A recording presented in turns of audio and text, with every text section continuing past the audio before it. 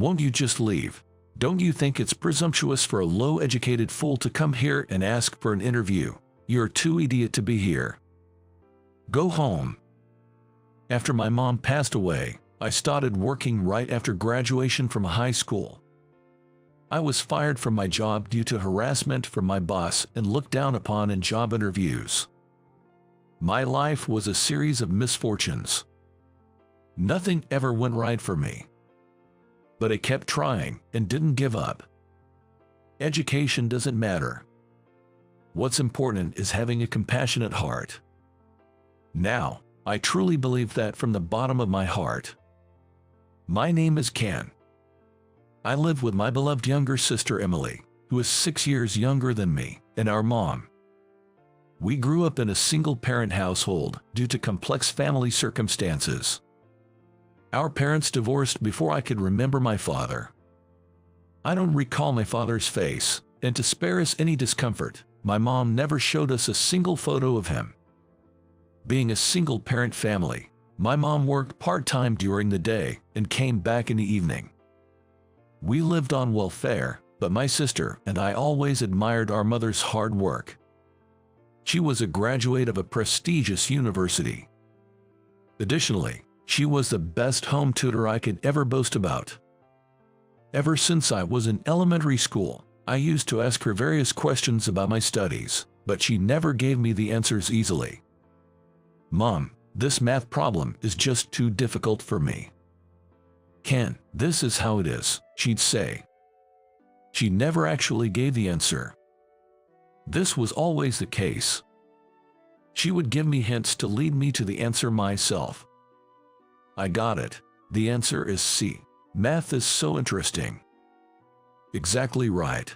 Now that you've got the answer, let's have dinner. Emily must be hungry too. My mom was good at math and science. Maybe that influenced me, and I gradually started liking those subjects too. Mom, I want to go to a science university, a national one, of course, because it's cheaper. Do you think I can make it? I want to get a job in a company and help you out. Our lives will become much richer.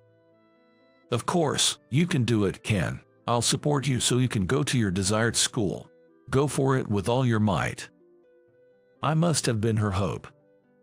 In my last winter of high school, right before Christmas, when I was studying hard for my dream university, my mom was cleaning the bathroom, and Emily, watching her, said, "I want to help," as she stood by.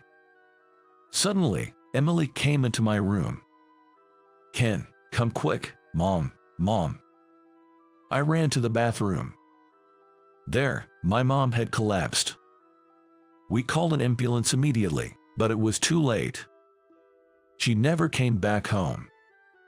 The cause was a sudden subarachnoid hemorrhage. Without showing any signs, she always warmly watched over us, her children. With the help of relatives, we managed to hold the funeral. I was in a state of apathy. Emily, still in her last year of elementary school, took time to accept the reality. Our aunt said, "If there's anything, please let me know," but though her words were kind, she lived far away and we hadn't met much, so I only thanked her. After the funeral, Christmas came and went, and the new year began. I started to think about the savings Mom had left for us, our current life, and our future, trying to find answers on my own. On the first day back to school after the winter holidays, I told my homeroom teacher in the teacher's room, "I've decided to give up on going to ABC University." "Ken, it's unfortunate about your mom, but are you sure? It's ABC University. You have the academic ability to get in. I think you might regret this." "It's okay. I'll work and take care of my sister. This is the best solution I've come up with. I have no regrets." "I see. Understood. I'll report this to the career guidance teacher. We're here to support you. Feel free to consult us about anything, no matter how small." "Thank you." After leaving the teacher's room, I ran to the back of the gymnasium. I couldn't stop crying over the decision I had made by myself. I came home with my eyes swollen from crying. "Well, what's that smell? It smells like curry. I'm home. Ah, welcome back, Kim. I tried making curry for the first time, just like Mom used to. It's chicken curry because chicken is cheap. Really? That's great, Emily. But isn't it a bit burnt? Don't worry about it, let's eat. The rice was watery and the curry was slightly burnt. It was Emily's first attempt at cooking, and she's only in 6th grade. Emily, I've decided to start working from spring. Wait, what about ABC University? Aren't you going there? This is the decision I've come to after much thought. It's okay. Then, I'll go to ABC University. Haha, you got me there. I'll make sure to support you, Emily. Eating the slightly burnt chicken curry, Emily's declaration to pursue further education cleared away all the gloom I had been feeling. From then on, Emily started making lunch for me as well. Despite being only in 6th grade, she accepted reality very maturely. I'm proud to have such a capable sister. The sudden shift from wanting to go to college to deciding to work. Finding a job was tough, but with the help of my homeroom teacher and the career guidance teacher, I somehow managed to secure a position at a local company. My name is Ken. As a new employee at a local company, I was among the youngest. Especially in the sales department where I was assigned, the age gap with everyone else was significantly large.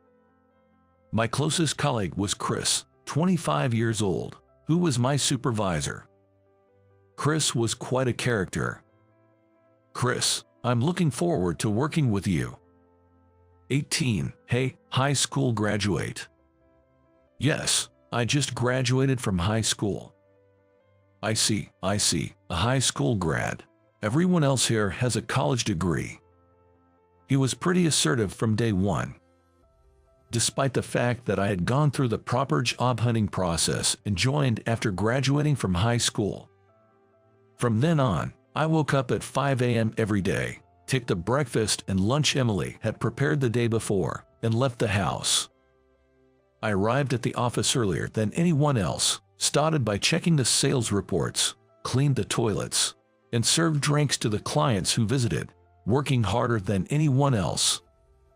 Although it was essentially menial work, I made sure to do it diligently. And almost every day, Chris, my supervisor, would harass me in ways that are all too common in companies. Ken, did you prepare the presentation materials for Company B? Yes, here they are.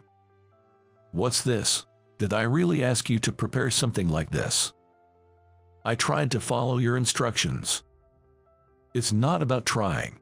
No one's going to look at this. It's back to square one. Duh. Now I have to spend extra effort on this. This is what I don't like high school grads. I'll report this to the department head, Edward. Chris was close to Edward. Upon close observation, Chris's skill at sucking up to Edward was evident. However, as soon as Edward was away, Chris would start bad-mouthing him to me. You know, Edward is so useless. I wish he'd get transferred out soon. I was always amazed at Chris's two-faced nature. One lunch break, on a particularly sunny day.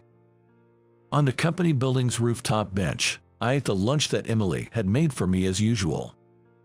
Today's lunch is chicken curry. I should have improved since last time. Don't lose to C and do your best at work, the message inside read. The initial C unmistakably referred to Chris. I had talked to Emily about having such a boss, and she always listened carefully. The chicken curry has indeed improved. It's much tastier than before. After enjoying the meal, I cleaned the lunchbox and returned to my desk at work. Then Chris approached me, asking, smells like curry. What did you have for lunch, Ken? Yes, my sister made me chicken curry for lunch. It was delicious. What are you thinking, man? We have a meeting with a client soon. You plan to meet them smelling like curry. You're not considerate at all. Like brother, like sister. This is why I can't stand high school grads. Forget it. I won't take you with me. I'll go meet the client alone. Just remember, if we don't get this deal, It's your fault. Chris, filled with anger, left to meet the client alone. I felt terribly down, but as time passed, Chris returned around 4 p.m. This is the worst. There's no way we're getting that deal. Damn it.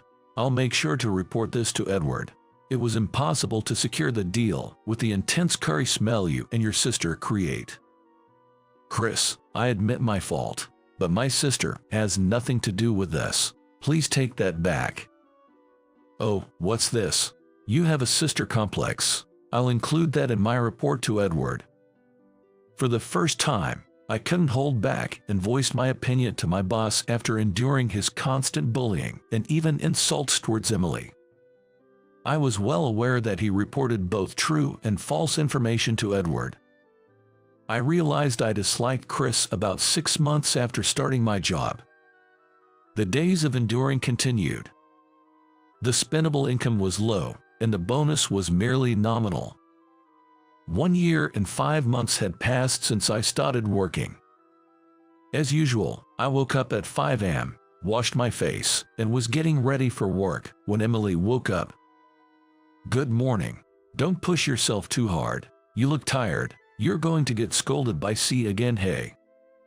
Do you think so? Lately, I've mastered how to deal with C, like it's a final boss in a game. I've got my strategy down. If you say so.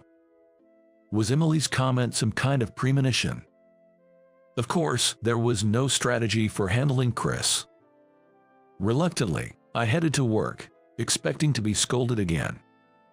A 15-minute walk from our house spread a residential area, and there was a park where my mother, Emily, and I used to play. It was on my way to work. Sometimes, I'd sit on a park bench alone in the morning and think. Then, I saw an elderly woman suddenly fall forward on the bench. Ma'am, are you okay? I rushed to help her, making sure she could breathe easily by holding her in a comfortable position. Oh, my head hurts. Head, I gasped. It might be an acute subarachnoid hemorrhage, just like my mother. This was serious. I quickly took out my phone to call an ambulance and rushed to buy some water. Ma'am, I've called an ambulance. Here, drink this. Oh, thank you. She managed to sip a little water. She was conscious, but I couldn't let my guard down. Having lost my beloved mother, I had learned what to do in case someone suddenly collapsed. The key was to keep talking to them. Talk to them, make them comfortable, and gather the essentials. Though the elderly woman was a stranger, I didn't want her to end up like my mother. The ambulance arrived. The paramedics asked, "Ma'am, are you okay?" The woman had been out for a walk and didn't have any identification or a phone with her. Thoughts of work crossed my mind, but human life comes first. I left a message about the situation to the company and decided to go with the elderly woman. May I join her in the ambulance? We'd appreciate that. Thank you. We arrived at the emergency hospital. The elderly woman was transported on a stretcher with a drip and an oxygen mask. While the doctor was attending to her, I felt that a message wasn't enough, so I called the company directly to inform them I'd be late. A few hours later, the doctor who had been treating the elderly woman came out. She's suffering from dehydration. It's been quite hot these days. She'll need to be hospitalized for 3 or 4 days, but she's conscious and stable now. You can even talk to her. As a doctor, I'm grateful for your courageous act of calling an ambulance and accompanying her. It's nothing. I'm just glad she's okay. The lady wants to speak with you. Will you see her? I'll just say a quick hello and then leave. I visited the elderly woman in her room. Thank you. Thanks to you, I feel like I've been given a bit more time to live. You're dressed for work, aren't you? What's your name? I'm Ken. I'll remember that. Thank you so much. I quickly took a taxi from the station in front of the park and rushed to the company. I arrived just before noon, at 11:40 a.m. Good morning. I apologize for being significantly late. As expected, Chris was furious. Ken, you're late because you were helping some random old lady. Do you know what day it is? Yes, we have a presentation at Company C this afternoon. I prepared the presentation materials at home last night. They're right here. Which is more important to you, random old lady with not much time left or the presentation at Company C? No, I thought saving a life was the priority. Playing the hero, hey, you're fired. What? You chose that old lady over a business deal, right? We don't need a salesman like that. President Parker and Edward are waiting for you in the meeting room. Go and tell them your heroic story. I went to the meeting room as soon as I arrived. Just as Chris said, they informed me I was fired.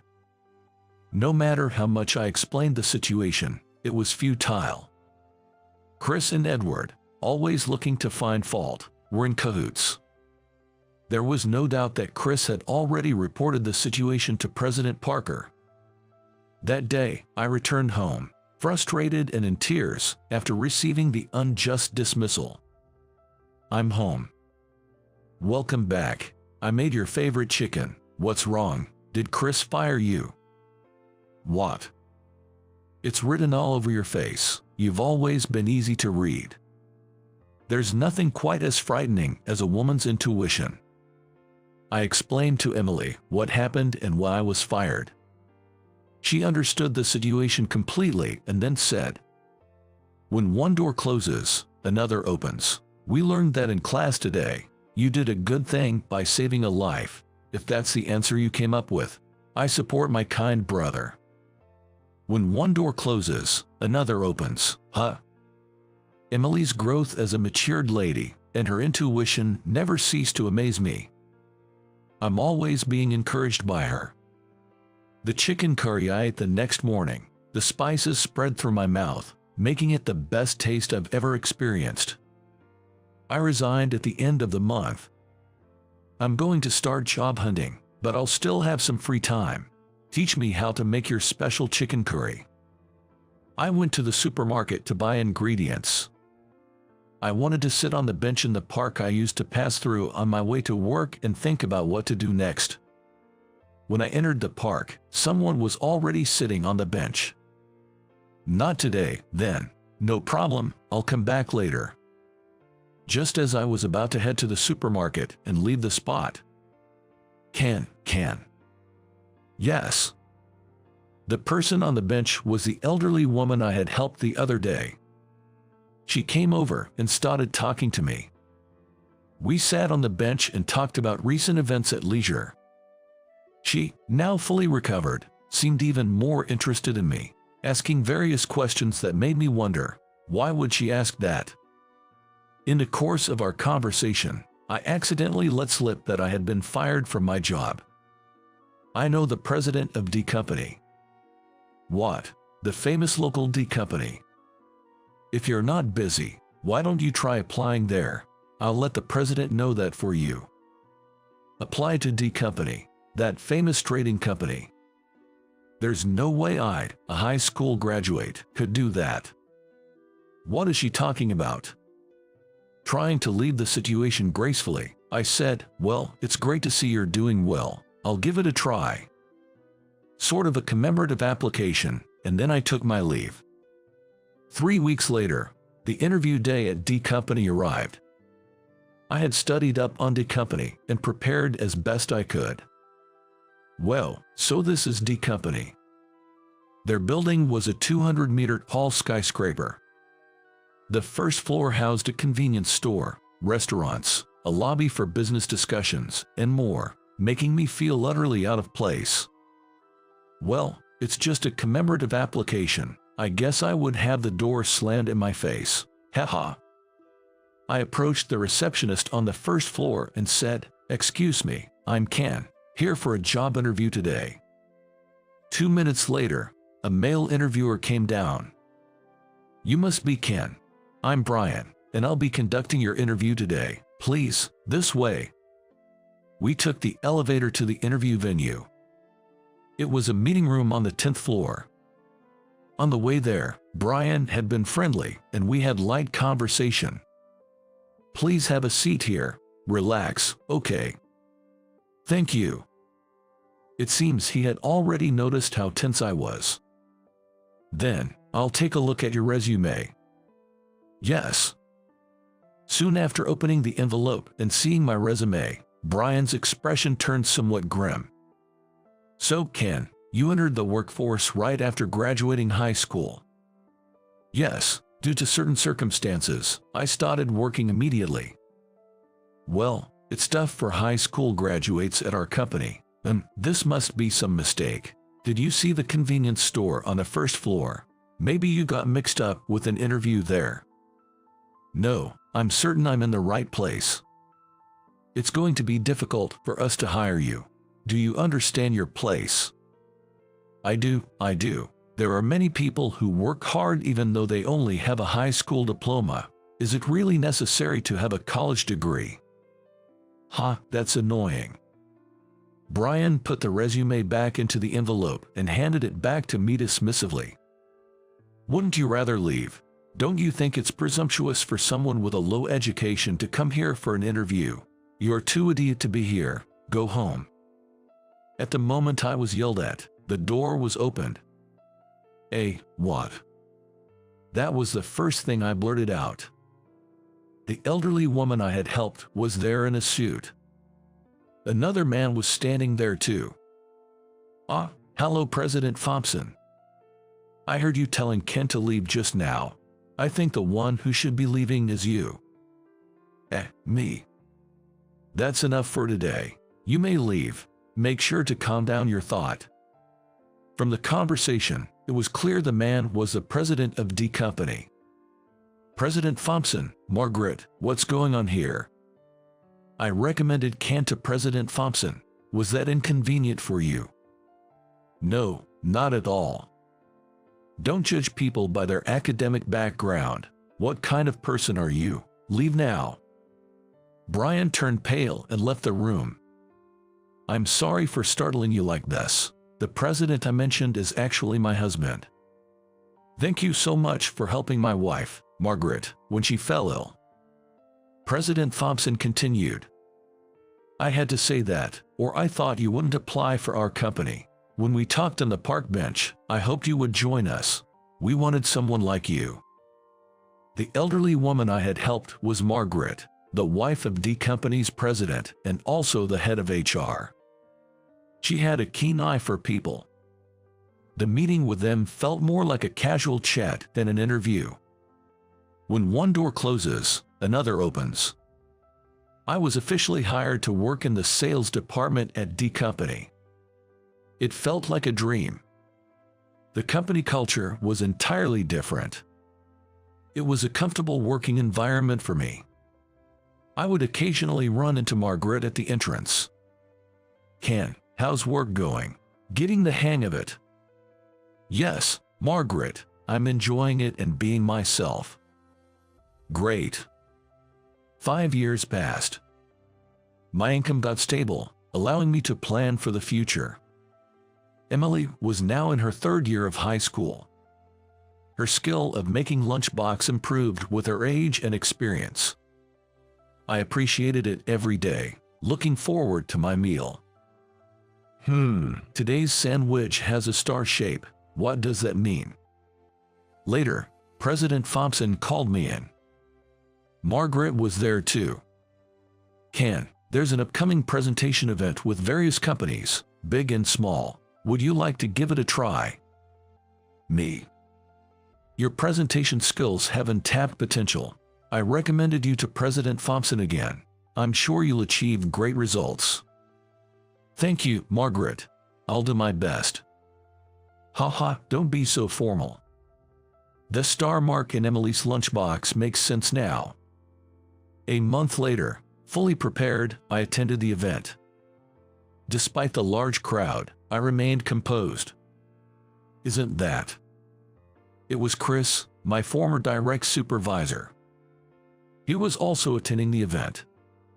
We looked at each other. Chris glared at me as soon as he recognized me. I guess Chris is also doing his best, but I have my own path to follow. I can't lose. Undeterred, I presented in my own way. I secured a contract with one of the largest corporations attending. I had outperformed Chris, who had a college degree. Luck is part of skill. Joining D Company might have been luck, but I always acted thoughtfully and decisively beyond that. I never belittle people. Nor do I look down on them. President Thompson and Margaret had been observing my daily conduct. Those who watch do so attentively, noticing even the smallest details. Both President Thompson and Margaret were thrilled with the contract I secured with a major corporation. At a young age, I was promoted to sales manager at an unprecedented speed. Now, I'm in a position to lead others. When teaching others, I never give away the answers easily. I provide hints and encourage them to find the answers by themselves. This was a lesson from my late mother. The following year, my sister Emily was enrolled to the National ABC University, our mother's alma mater. She may be a bit of a seer with an exceptional intuition, but as her only brother, I want to watch over her slowly until she graduates from university.